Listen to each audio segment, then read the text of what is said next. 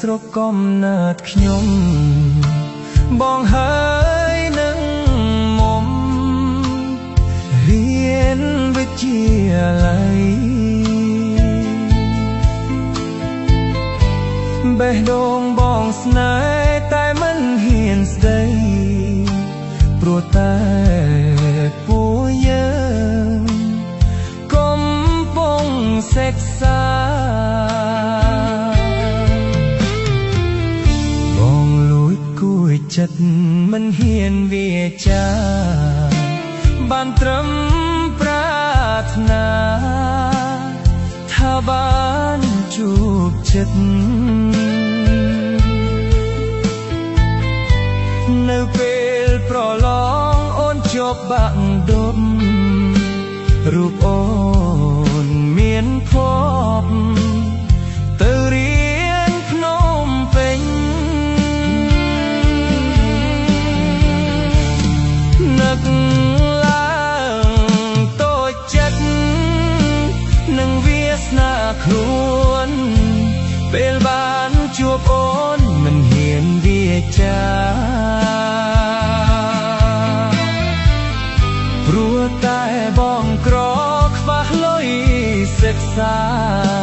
ធ្វើឲ្យចិន្តាខ្លាចកា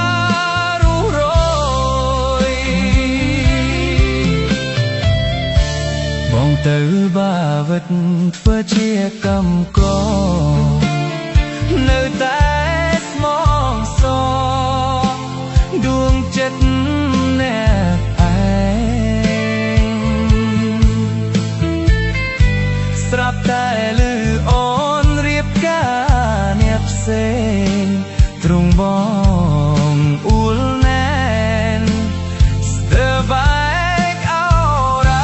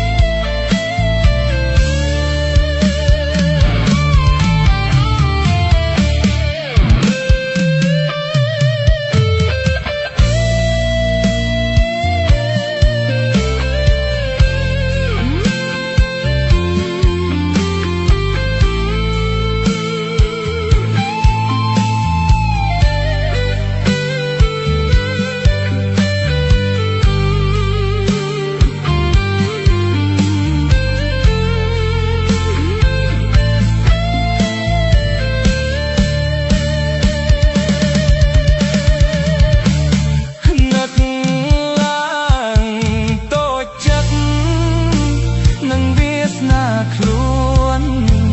ពេលបានជួបអូនមិនហ៊ានវាចាព្រោះតែបងក្រខ្វះលុយសិក្សាធ្វើឲ្យចិន្តា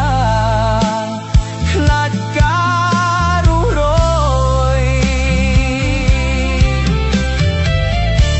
បងទៅភ្នំពេញធ្វើជាកម្មករនៅតែ